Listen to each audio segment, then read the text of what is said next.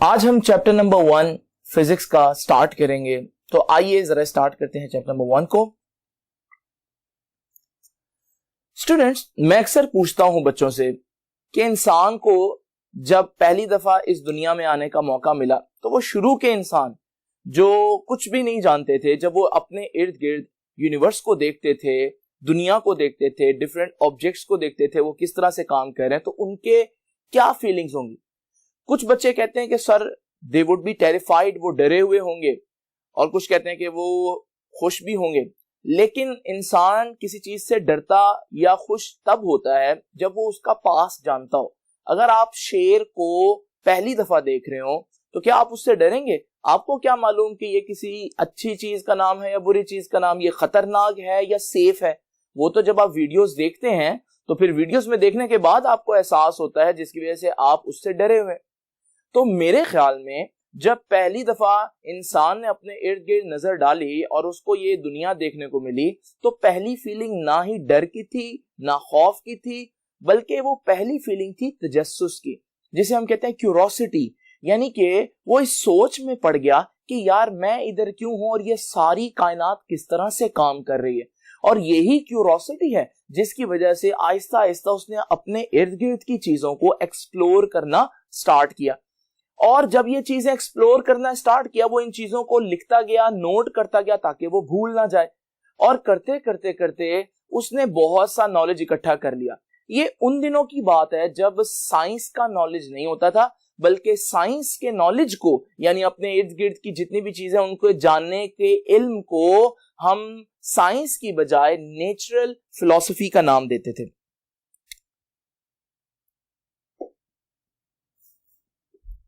तो जो भी शख्स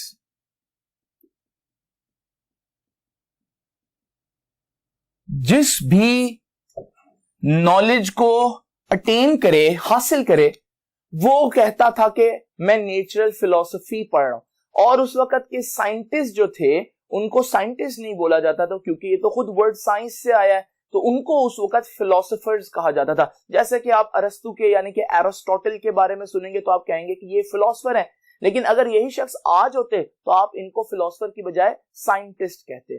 अब नेचुरल फिलॉसफी में क्या हुआ कि लोगों ने बहुत ज्यादा नॉलेज गेन करना शुरू कर दिया, और फिर ये इतना तादाद में बढ़ गया कि किसी एक शख्स का नेचुरल फिलॉसफी पूरी की पूरी पढ़ना मुमकिन नहीं रहा। तो फिर ये जरूरत महसूस हुई कि नेचुरल फिलॉसफी का ये जो पूरा सब्जेक्ट है, क्यों ना हम इसको ब्रेक डाउन कर दें डिफरेंट पार्ट्स में। तो यहां से नेचुरल फिलॉसफी को दो पार्ट्स में डिवाइड किया गया। एक को बोला गया बायोलॉजिकल साइंसेस,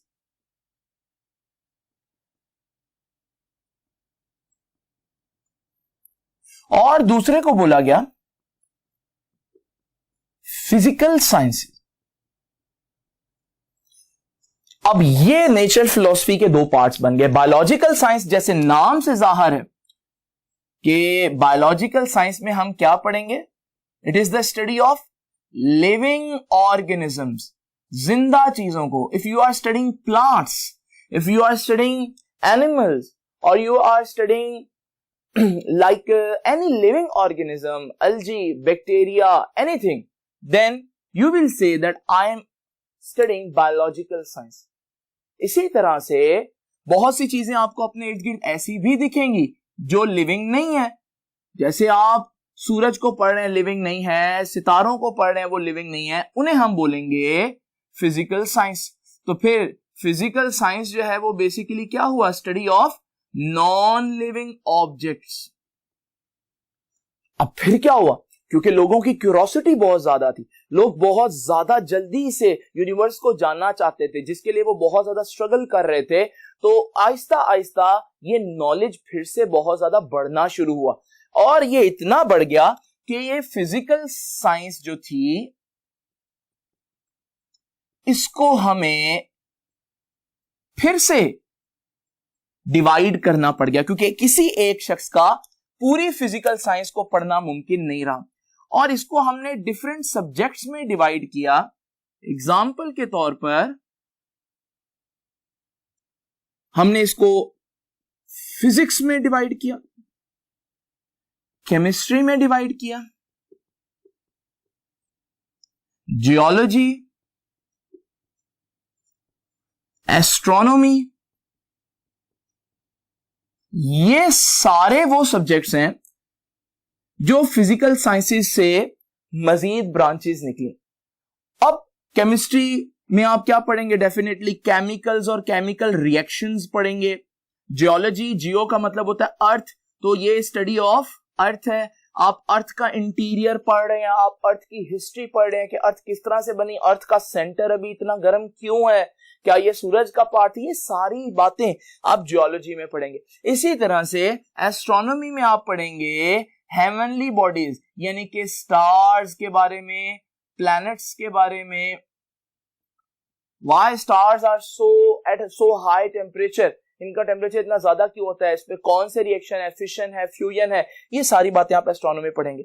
मगर हमारे लिए इंपॉर्टेंट बात ये नहीं है, बल्कि हमारे लिए इंपॉर्टेंट है ये सब्जेक्ट, क्योंकि यही वो सब्जेक्ट है जो हम इस पूरे साल में गो थ्रू करेंगे कि फिजिक्स क्या है। जब भी किसी सब्जेक्ट की डेफिनेशन की बात आती है तो सब्जेक्ट को डिफाइन कई तरह से किया जा सकता है, लेकिन मैं डिफाइन करूंगा जिस तरह से आपकी बुक डिफाइन करती है। तो पहले मैं डेफिनेशन लिखता हूं और फिर मैं आपको उस डेफिनेशन का कॉन्सेप्ट या एक्सप्लेनेशन भी दूंगा ताकि आपको प्रॉपर समझ में आए कि फिजिक्स किस चीज की स्टडी है। तो पहले तो मैं आपके सामने डेफिनेशन लिख देता हूं। व्हाट इज फिजिक्स, ये आपको फिजिक्स के पहले पेज पर ये डेफिनेशन मिलेगी। तो what is physics? Physics is the branch of science, पहली बात। अब ये ब्रांच ऑफ साइंस है तो ये किससे डील करती है? Branch of science which deals with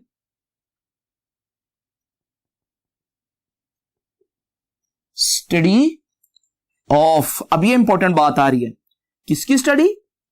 matter, number 2 energy, number 3 there mutual relationship.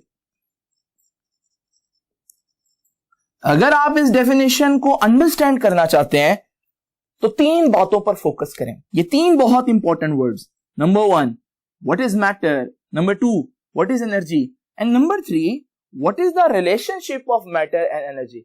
ये डेफिनेशन आप लोगों को याद होगा, आप लोग 9th में भी पढ़कर आए हैं, लेकिन अब ये फर्स्ट ईयर है, यहां पर आप सिर्फ 2 नंबर की डेफिनेशन को रट्टा मारकर कामयाब नहीं हो सकते, आपको एक एक वर्ड का डीप मीनिंग पता होना चाहिए। तो आइए जरा इन तीनों वर्ड्स को जिनको मैंने हाईलाइट किया एक्सप्लोर करते हैं कि रियलिटी में ये क्या है। तो आइए सबसे पहले हम जो वर्ड मैटर है उसको एक्सप्लेन करते हैं कि ये मैटर क्या होता है। देखिए स्टूडेंट्स, मैटर की भी बहुत सी डेफिनेशन है, कुछ डिफिकल्ट हैं, कुछ इजी हैं। मैं आपके साथ सबसे सिंपल और इजी टू अंडरस्टैंड डेफिनेशन जो है वो शेयर करता हूं। जब भी आपने चेक करना हो कोई चीज मैटर है या नहीं, उसकी 2 कंडीशंस है। अगर वो 2 कंडीशंस पूरी कर दे तो वो मैटर है, अगर ना करे तो हम उसे मैटर नहीं कहेंगे। वो 2 कंडीशंस क्या है? पहली कंडीशन है मैटर का मैस होना चाहिए, it must have mass. Number 2 it must have volume, कुछ जगह घेरे, उसका कुछ अपना वॉल्यूम हो।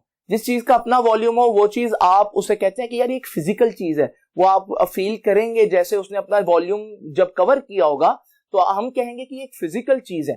तो मैं ये भी कह सकता हूं कि जब आप कहते हैं ना कि उसका वॉल्यूम हो, तो बेसिकली आप कहना चाह रहे हैं कि वो एक फिजिकल चीज हो, या आपके इर्द गिर्द जितनी भी चीजें हैं जो आपको नजर आ रही हैं, जिनको आप फील कर सकते हैं, फिजिकल है। अब जरा देखिए हमारे पास ये 2 चेक जिसने भी पूरे किए वो मैटर है। फॉर एग्जांपल मैं देखना चाहता हूं कि this marker in my hand is matter और नॉट, क्या ये मैटर है या नहीं। तो मैं दोनों चेक अप्लाई करता हूं। पहली चीज देखते हैं, क्या इसका मास है? यस, कुछ ना कुछ ग्राम्स में तो इसका मास होगा, तो मास तो हो गया इसका। नंबर 2, क्या इसने कुछ जगह घेरी हुई है? बिल्कुल इसने कुछ ना कुछ जगह घेरी, आप इसका वॉल्यूम भी निकाल सकते हैं। अब हमारे पास इसका मतलब ये जो सॉलिड है ये क्या हो गया? मैटर हो गया। सॉलिड मैटर हुआ। नंबर 2, अब जरा देखते हैं व्हाट अबाउट लिक्विड्स। अगर मेरे पास पानी है और मैं पानी को देखना चाहता हूं कि ये पानी जो है क्या ये मैटर है या नहीं, और उसके लिए फिर मैं वही चेक अप्लाई करूंगा। अब देखें पानी का मैस भी होता है, आप केजीज में पानी मेजर कर सकते हैं। नंबर 2, पानी जो है उसने कुछ ना कुछ जगह भी घेरी होती है, उसका कुछ ना कुछ वॉल्यूम होता है। जब आप लिक्विड्स लेकर आते हैं, फॉर एग्जांपल आप कोक या पेप्सी लेकर आते हैं, तो आप कैसे लेकर आते हैं? 1.5 लीटर बॉटल लेकर आते हैं, 1 लीटर। ये लीटर क्या है? ये उसके वॉल्यूम ही तो है। तो इसका मतलब अगर हम लिक्विड्स पर भी अप्लाई करें ये बात, तो लिक्विड्स भी आपको पता चलेगा कि वो भी मैटर है।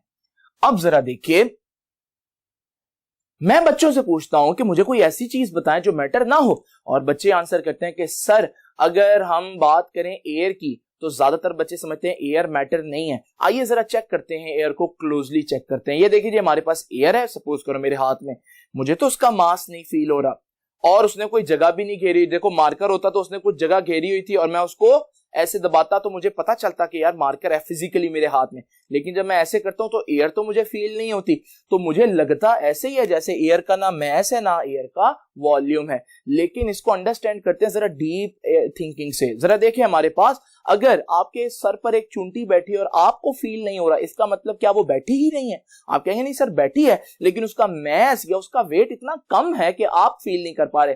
बिल्कुल ऐसे ही मेरे हाथ में जो एयर है उसका भी मैस है, लेकिन वो इतना कम है कि मैं फील नहीं कर पा रहा। लेकिन अगर मेरे पास कोई बड़े ही जबरदस्त सेंसिटिव इंस्ट्रूमेंट हो और मैं वहां से इसको मेजर करूं तो इसका भी मैस आएगा। तो इसका मतलब मैस हुआ।